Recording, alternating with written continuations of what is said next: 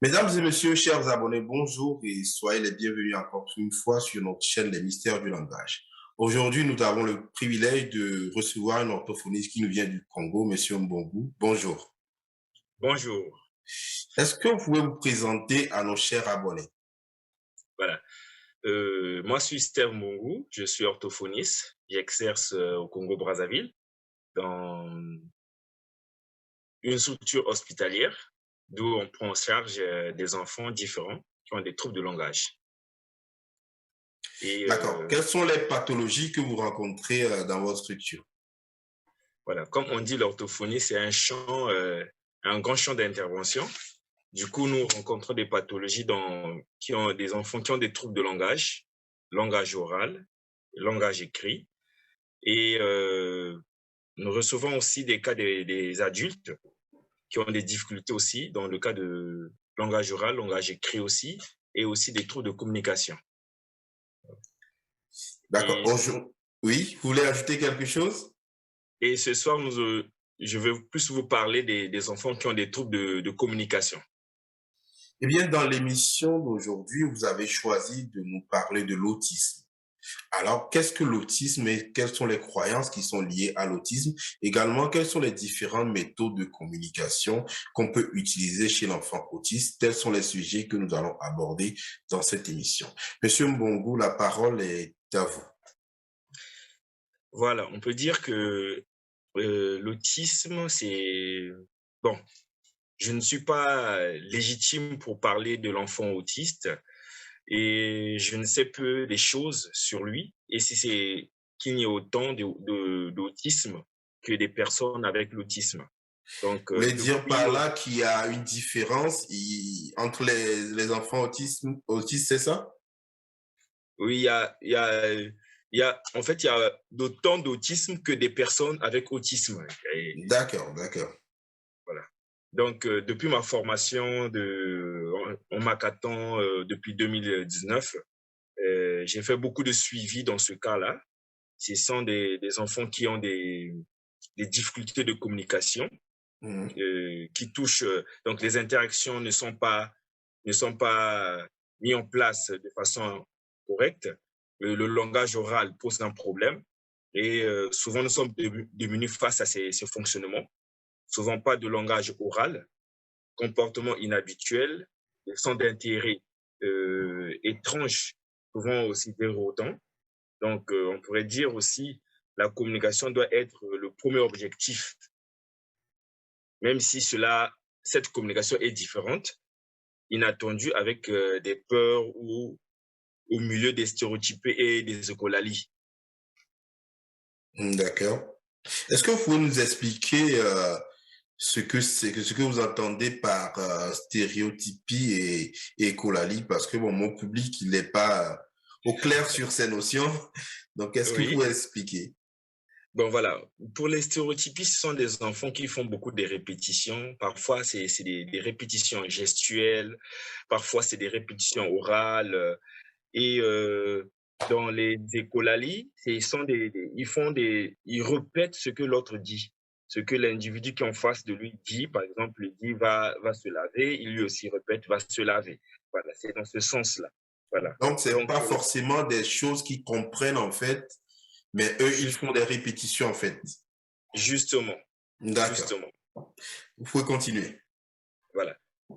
Donc, notre travail ici, il s'agit d'aider l'enfant, de rentrer en relation avec l'enfant, de mettre en place de mettre en place, Oui, oui, je t'écoute, oui. voilà, de mettre en place un outil de communication pour que cela aide l'enfant dans les échanges avec son entourage. Voilà. Et suivant aussi, c'est pour donner aussi aux parents un outil concret, facile d'accéder ou qui va permettre une relation entre l'enfant et son entourage. Donc, et à cela, faire une place à ses parents, eux, qui sont les premiers acteurs, les premiers acteurs de l'enfant, qui est l'enfant particulier, un enfant singulier. Je suppose que les parents qui arrivent, ils sont généralement démunis, ils connaissent rien de l'autisme, c'est bien ça? Oui, ce sont des parents qui sont vraiment démunis parce qu'ils savent pas comment, parfois, ils savent pas déjà, l'autisme c'est mal connu dans notre entourage. Et comme des fois le parent lui-même, il comprend pas les réactions de l'enfant, c'est un enfant qui n'a pas d'intérêt, il veut pas jouer avec les autres, il est dans son retrait social. Et parfois la communication, parfois c'est des cas des enfants qui n'ont pas le langage. Donc, le parent est démuni sur ce point-là. Et souvent, ils Et, sont à la recherche des solutions. et justement, j'ai une question. Généralement, ces parents qui arrivent, quelles sont les croyances qu'ils ont vis-à-vis de l'autisme? Je ne sais pas si vous avez prévu ça dans votre présentation, mais est-ce que c'est le cas? Si ce n'est pas le cas, vous pouvez y répondre tout de suite, sinon ce sera après. Oui, mais les parents qui arrivent, beaucoup ont certaines croyances, surtout dans nos contextes africains.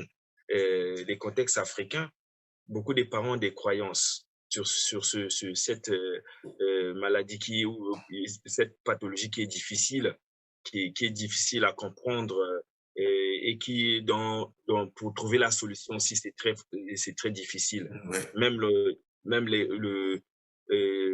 sur le plan environnemental, sur le plan santé, sur les agents de la santé, voilà, c'est difficile aussi parce que il y a certains qui ne comprennent pas le trouble. Qu'est-ce que c'est, voilà. Donc, il y a plusieurs croyances, parfois d'autres qui vont dire, voilà. Donc, je disais que le problème de communication handicape précisément la relation. Voilà. Donc, quelle que soit l'origine de l'autisme, l'élément de l'environnement interfère toujours. Donc, les caractéristiques de l'interaction familiale ont beaucoup plus d'importance pour les enfants en difficulté. Donc, que pour les enfants, entre guillemets, normales.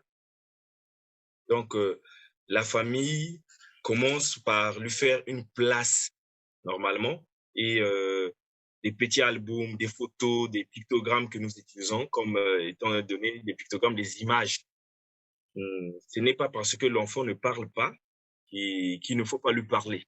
Voilà. Ce sont des enfants qui ont besoin que leur famille, non seulement leur parle, mais soit capable d'introduire certaines modifications dans leur manière de communiquer.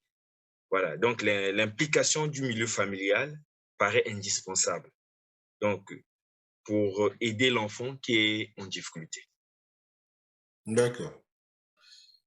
Et quand vous parlez de l'implication de la famille, ça suppose tout l'entourage, aussi bien les frères et sœurs ou les deux parents, c'est bien ça? Justement, comme on dit, la famille africaine, c'est une famille nombreuse. Donc, du coup, tout le monde doit mettre la main dans la pâte pour aider l'enfant qui est en difficulté. D'accord. Et, et par là, nous, pour aider parfois ces enfants qui sont en difficulté, nous utilisons certaines méthodes et particulièrement, nous utilisons des outils de D'accord. Et communication. quels sont ces outils? Bon, il y a plusieurs outils, mais actuellement, moi, je pourrais vous parler. Bon, je ne suis pas porteur d'un drapeau d'une méthode, mais depuis ma formation sur le programme, la méthode Makaton, Oui. euh, la méthode Makaton, euh, euh, c'est vraiment une affaire majeure que je m'en sers beaucoup depuis. Mais en même temps, j'utilise d'autres matériels avec. Dans le programme Hackathon, c'est des méthodes d'enseignement souples et qui peut donc facilement être associé avec d'autres outils validés scientifiquement, par exemple le programme de PEX, le programme de Chet, ou voilà. Mais alors, moi, c'est Makaton. Moi, j'ai choisi Makaton parce que pour Est-ce que cela, c'est une méthode que les parents eux-mêmes peuvent utiliser chez eux ou c'est uniquement en rééducation? non, en fait, c'est une méthode que les parents peuvent utiliser parce que c'est un programme D'accord. qu'on va dire, multimodal, qui utilise beaucoup des gestes, qui utilise beaucoup euh, multimodal. euh, donc plusieurs façons de dire. Et on peut passer dans plusieurs canaux. Par exemple, au niveau oral, on peut utiliser au niveau oral, le niveau moteur, gestuel, au niveau visuel. Voilà. D'accord. En fait, cette méthode, c'est l'utilisation de plusieurs canaux, que ce soit visuel, que ce soit le toucher, que ce soit kinesthésique ou que ce soit. C'est un peu ça, c'est ça? Oui, c'est dans ce sens-là. Donc, avec ce programme-là, la priorité, c'est faire du sens, aider l'enfant à se représenter, ce qu'il vit, ce qu'il est, Mhm. avec qui il vit, parce que on a des difficultés à comprendre l'enfant et même l'entourage n'arrive pas à comprendre. Donc, ce programme-là aide beaucoup parce que là, on va dire que on parle de la modernité du multimédia, Oui. et moi, je milite pour la modernité du multimodal, qui est ce programme Makaton. Donc, euh, le plus souvent avec les enfants autistes, ils sont beaucoup plus visuels. Donc, on utilise beaucoup plus les images pour certains. Il y a d'autres des pictogrammes sous forme des dessins pour aider les enfants. Et il y a d'autres aussi, on utilise les gestes parce qu'il y a certains enfants qui ne peuvent pas accéder au niveau oral. On utilise maintenant les gestes. Voilà. C'est des méthodes qui est très souples et qui donnent du sens à ce que nous disons. Voilà. Et à travers cette méthode, est-ce que les enfants arrivent à communiquer aisément? Est-ce que tous les enfants arrivent à travers cette méthode à communiquer avec leur entourage? Voilà. À travers cette méthode, étant donné que lorsqu'on aide les enfants, on essaie d'impliquer aussi des parents Oui, pour que cette communication soit bien aisée. Et souvent, nous arrivons, et surtout c'est les enfants, le fait d'imiter et d'être imité améliore la communication de l'enfant autiste. Voilà. Donc à travers ces gestes, à travers l'oralité, à travers le visuel, l'enfant arrive bien sûr à imiter et à échanger avec l'entourage. Voilà. Et l'important, c'est beaucoup plus dans l'imitation. Donc, je dirais que le Makaton vise une communication fonctionnelle et implique la participation de l'entourage proche. Donc, l'effet de la familiarité qui stimule la fonction d'imitation. Voilà, donc on a vraiment beaucoup de... Par exemple, on peut raconter des histoires à travers ça. Et en séance même, on force dans la symbolisation. Il faut symboliser ce que nous faisions à oui. travers, par exemple, les images ou bien des gestes que nous utilisons. Et en associant, bien sûr, l'oral. Voilà. Donc, du coup, là, une reconnaissance mutuelle dans les interactions. Et aussi, avec les gestes, c'est le face-à-face. Et le face-à-face, ça joue un peu le fait de miroir, qui est vraiment qui est très, très, très important dans, la communication. Et bon, là, c'est de façon théorique. C'est des gestes, parfois, les LSV que nous utilisons, comme on dit bonjour et Oui. merci. Et voilà, ce sont des gestes comme ça que nous utilisons. Et parfois, ça vient de soi, parfois, chez les enfants. Le fait de le faire devant eux, et vraiment, l'enfant arrive à intégrer et à échanger avec son entourage. Voilà. Merci, Monsieur Mongo, pour votre présentation. Alors, ma question est de savoir quel conseil vous pouvez donner à ces familles qui vivent avec un enfant autiste ou qui viennent d'avoir un enfant diagnostiqué de l'autisme. Voilà, je sais bien que c'est pas si facile pour les parents et ce que je peux leur dire, de ne pas baisser les bras, de continuer à chercher parce que, étant donné aussi dans nos contextes, les professionnels sont si rares et la prise en charge est difficile et la prise en charge est à long terme. Voilà. Donc, ce que je peux dire aux parents, c'est de se informer et de se former aussi dans les différents outils qui peuvent aider les enfants à accéder, à avoir un niveau vraiment acceptable dans la communication et autres. D'accord. Et du coup, ma prochaine question, parce que mes abonnés auront vraiment envie de savoir comment est-ce qu'ils peuvent te contacter s'ils ont besoin de poser des questions d'éventuelles. Voilà. Bon, là, ils peuvent me contacter à travers peut-être ta chaîne, là. D'accord. Oui, ta chaîne.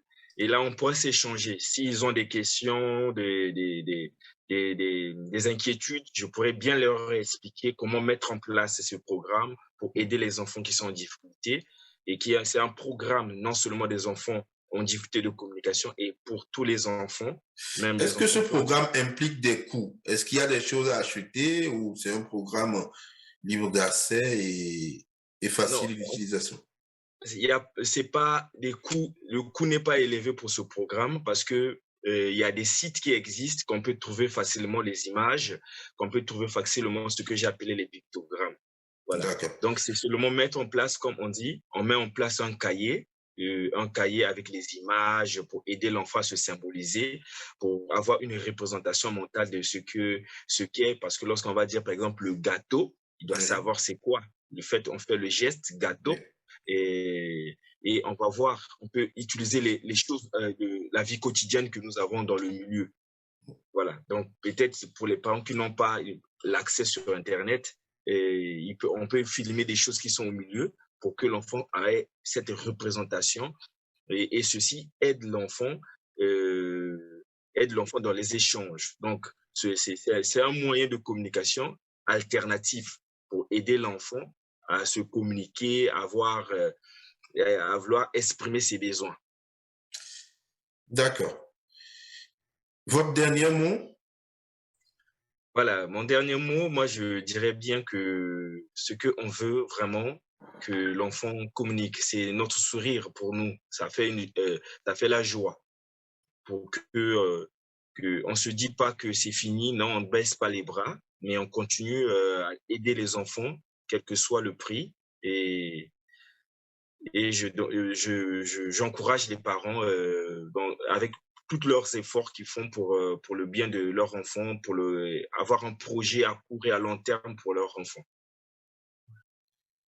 Ok, merci, Monsieur Mbongo. Merci, chers abonnés, et merci de nous avoir suivis. On se retrouve très prochainement pour une nouvelle émission. Au revoir et à très bientôt, Monsieur Mbongo. Merci.